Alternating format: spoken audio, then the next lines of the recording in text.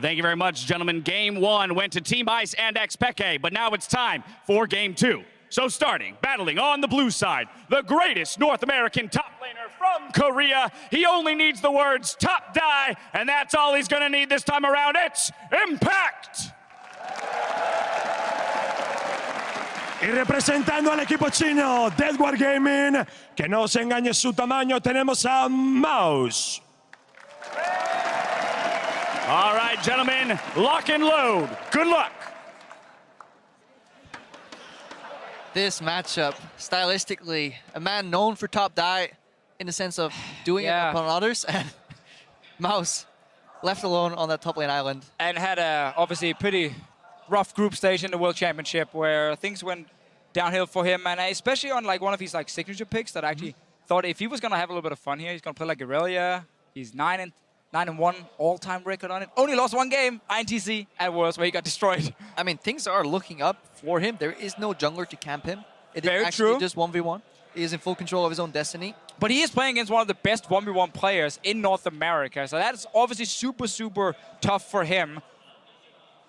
He also needs like redemption almost after. It's a bad item, 1v1. Well, maybe you should try and rush it. Sadly, you never get one full item in the 1v1 map. It's just Doran's Blades and maybe like a cloth armor. There is a cap on the Doran's Blades. Only 2 are be allowed to be purchased. These guys rushed into game. We see what's happening. We threw away the overlay, guys. We're back to a more simple version. And Kennen is banned. This guy gets it, man. He plays some 1v1s. This guy banned. Yasuo is out of the table as well. Jason Varus. Jason, really good champion in proximity, but wasn't really played or banned that much, I feel, in IWCA. I think a lot of the like mechanically very gifted mid laners would love to play like a lot of Jace in a matchup like this or in a mode like this. Kalista was something that kind of came out of nowhere in the IWCA 1v1s, especially introduced by Southeast Asia, who's obviously still here. I wonder if these guys are aware that they can have a look-see on the screen, because it's blind pick, but there's literally a giant monitor hanging right next to their face. There's nothing blind about this. There's nothing blind, unless you don't want to look to the side and you really want to be surprised. That's also like one of these like internal metas that will develop, is the bait and switches at the end. Especially champion-wise, if there's counters. Ezreal is a pretty generic pick. He's good. It would disappoint me to see Impact play Ziggs. Yeah, I mean, again, I kind of want to see 2 bruisers here and like a level 2, level 3 all in against each other. So like Irelia coming in then. But we get an AD carry. It's a Lucian. The MVP pick of last year's 1v1. Definitely not as strong now, though, compared to last year. Much, much weaker. The fact like... Oh, Olaf, there's a bruiser. Yeah. Could be Snowball Olaf, honestly. Has to be almost. Like, you need either Ghost or Snowball to close the gap against this Lucian, because you're gonna get pushed in.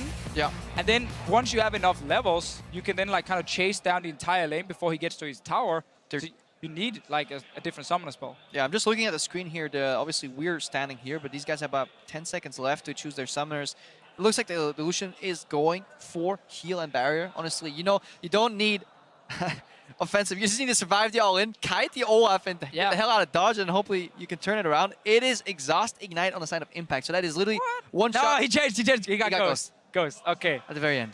Interesting enough, going Ghost over Snowball. I guess it can be really difficult hitting the Snowball against a Lucian who can just dash out of it. So Ghost allows him at least to just chase like through the entire lane, but you're never going to remove that tower because then the game is over. Yeah, it's more security if you fight in the river, because also if you proc the Snowball, the second part of it, and Lucian dashing out right after, and you somehow miss your axe, and then it's definitely over. So that's definitely something you want to look for. But overall, this is a matchup where Mouse wants to push, but he has to tread very carefully. Yeah, exactly. And we're going to see like the AD carries against the bruisers quite a bit in this tournament. And every single time is like the same way it's going to get played out. The AD carry will push and get CS advantage and try and win on 100 CS.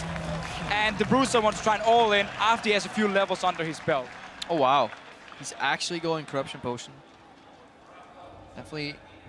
Is he insane or is he a genius? There's a fine line between courage and stupidity. Let's see where Impact is at. I guess he just wants to sustain. So yes. The problem in 1v1s in poor matchups that require all in is that you could put in a deficit. Obviously now he can just put an axe in Mouse's face, sidestep. The problem is that you can eat such a large CS deficit early that when you all in, you're just an item down, like a component at least. Right, I mean, like a Doran's Blade or Yeah. something like that. Sure, luckily you only need to farm like around the 500 gold to go back and get that one item. And in 1v1s like these, you never see a fully completed item. And getting to 100 CS as well, it takes quite a lot of time. Which means there is enough time to get like level 6, 7, 8 for someone like Olaf, and then really go for the all-in. But already at level 3, his damage output should be equal to what Mouse has. Yep. Problem is, he's against a barrier and he has a ghost, which doesn't add any combat value.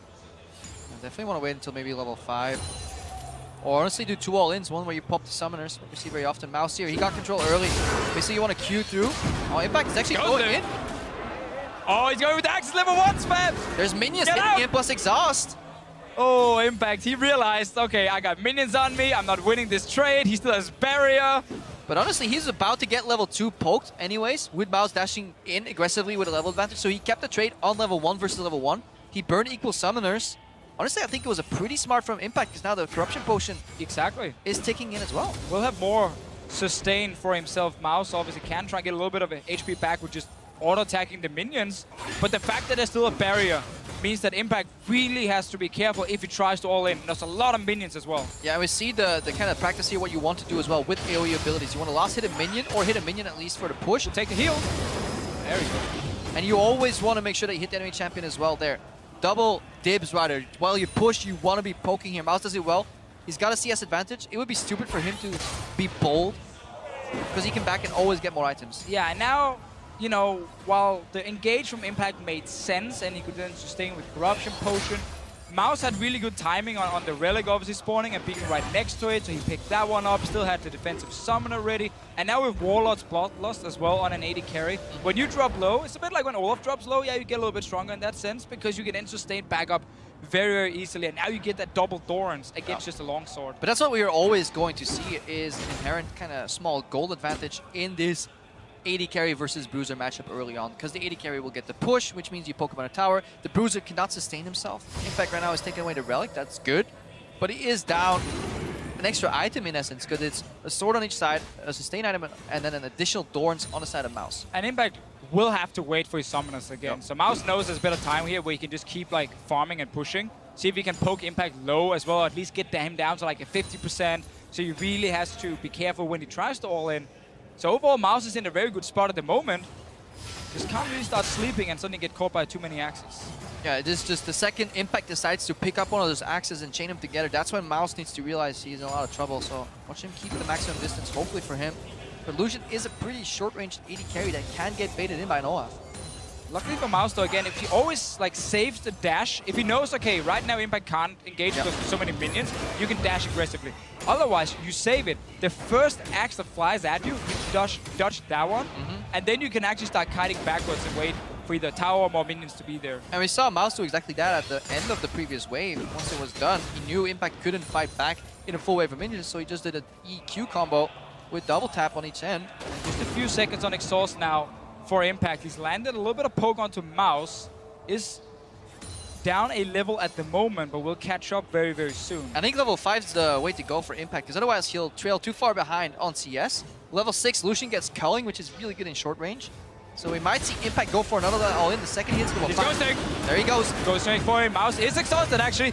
There's a Relic behind him, but can he get to it? Is it enough? Oh, he needs to get to the tower. Not enough. Not enough barrier. It's a tower. Is it enough? Oh my God!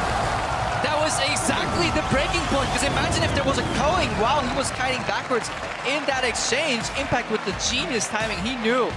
And Mouse, honestly, too close. Level 5 Olaf, Yeah. this matchup, when you 20 CS up, you know he's going to come for you. And he didn't get to dodge any of the axes. He took all the damage he possibly could have taken there.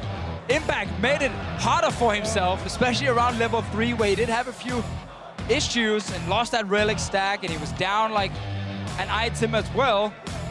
But Mouse, when it really mattered, when the actual all-in happened, didn't manage to play 100% perfect, and then he ends up dying. It's so close, like he got on the tower again. Super close. So he felt comfortable with the barrier bait on the turret, but the problem is Olaf, when he gets lower, gets stronger. And you also saw it in the cadence of the corruption potions. He popped up until the very end, so he started the fight with full HP. Here's the barrier, but at this point, Impact, one lost hit. Yeah, and another little critique, he didn't actually manage to absorb full amount of damage with the barrier. It was just a tiny bit in the end. Because he wanted to bait with it, obviously. And he stepped sideways instead of just trailing under turret. Maybe if it was a couple more milliseconds, the next turret shot could have finished off Impact. There's a lot of what ifs. We're analyzing the replay here. Yeah. At the moment, it's pretty scary. Yeah, in the moment, it's scary for sure. A lot of stuff is going on. I think he knew, okay, he's waiting for the summoner spells. Yeah. We talked about it. Impact probably thought it, and Mouse, for sure, did the same. And as soon as he got hit by that one axe, Ghost was popped, Chase happened, and yeah, again, what ifs, you know? What if he just keep running past the tower as well and doesn't actually stop to start hitting, and then he's winning on CS because it was 40 to 20 CS. Yeah, if that all-in fails, it's over because, again, Yeah. Lucian can walk backwards while using culling, which Exactly. means you gain yourself at least an additional 1.5 tower shots, and then Olaf just simply can't dive that. Risky choice from Impact, but well executed in the end with the Bruisers. It's always like 80 carries are considered the strongest, but Bruisers can kill 80 carries if you time the all-in correct. Yeah. And we're going to see things like Tahm Kench as well at some point, because if he gets onto that 80 carry, he has enough damage to take him down. Ironically, these guys are so tanky, but because their base damages are high enough to kill these marksmen who are super squishy, it becomes a brute force effect. You need to close the gap. That's why Snowball is so popular on them. 80 carries want to win, honestly, by racking up a lot of items. Maybe if it's like an AP matchup, you can go for the Hex Drinker, which allows you to do better in all-ins. Also, the 80 carries tend to be able to out-sustain whoever they're playing against, because with like Warlords, and they can just sit there and be like, okay, we had a trade. Well, now I can just safely range attack all these minions, and you have to be super careful, otherwise I can like kill you. So definitely some advantages there, but in the end, the all-in, it worked. And I mean, it is just the perfect level as well, because the value of minions kind of falls off over time as well. If you go all in level 1 or 2 into a full minion wave, you're going to die. Level 5, 6, later on, minions still do damage, but it isn't as punishing if you keep the kind of the timing window where you engage in short. You just got to kill somebody in 4 seconds, otherwise the minions will start mattering. Sure. And in this game here, we got to see why a lot of the people playing Bruisers don't really care about falling behind in CS. Because this was 20 to 40 CS, and they were level 5 already. So you can really start having these crazy fights. It's so rare you get the full 100 CS, unless both seem to agree on the 100 CS, or one of the Bruisers is literally cannot engage. But it's kind of a rock, paper, scissor meta as well. If you look at then the likes of a Nasus will never die to an all-in either, and they'll just keep farming. Yeah, exactly. But anyway, let's toss it up to the stage, because we got more one-on-ones, Crepo.